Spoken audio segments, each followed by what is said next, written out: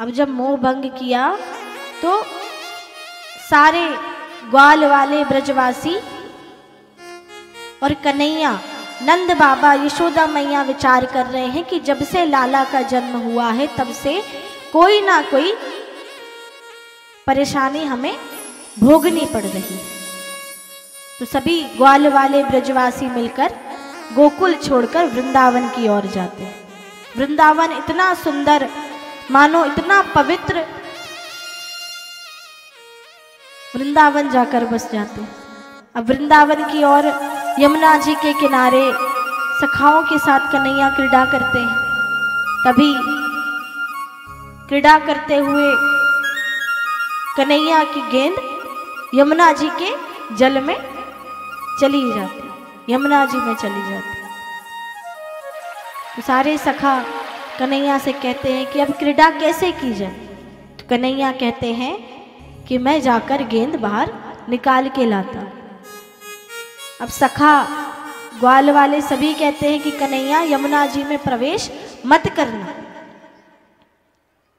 सुना है कि यमुना जी में एक इतना विषैला सांप रह रहा है, सर्प रह रहा है कि जिसने पूरी यमुना जी को विषैला कर दिया।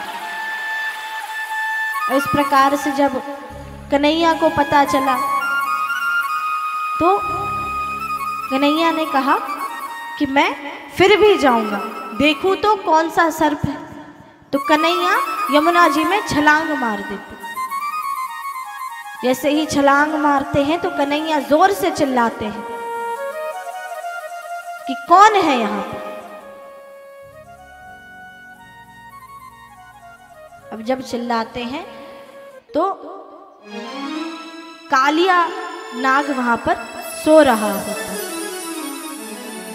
तो उसकी पत्नियां आवाज को सुनकर आती, कहती हैं कि अरे बालक, जहां से आए हो वहीं को वापस चले जाओ।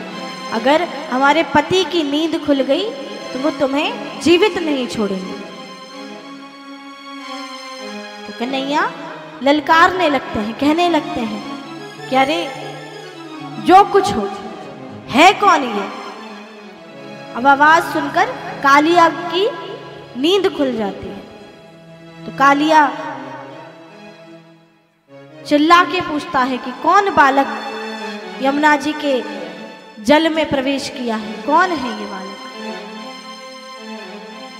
इतना सामर्थ्य किसमें है। तो सभी जो उनकी पत्नियां थी वो कहने लगी कि आप बालक को छोड़ दीजिए। तो कालिया नाग कन्हैया को अपना पिंड बनाकर दबोच लेता, परंतु कन्हैया इस प्रकार से अपने आप को बढ़ाने लगते हैं कि पिंड अपने आप ही छूट जाता है, खुल जाता है। अब कालिया नाग तो समझ जाता है कि ये कोई साधारण बालक तो नहीं है। तो पूछता है कि आप कौन हैं। तो कन्हैया ने कहा कि जिसने तुम्हें बनाया है मैं वो हूं, जिसने तुम्हारे अंदर विष भरा है मैं वो हूं, और जिसने सभी सर्पों को अपना एक स्थान दिया है मैं वो हूं। उस स्थान को छोड़कर तुम यमुना जी में कैसे आ गए।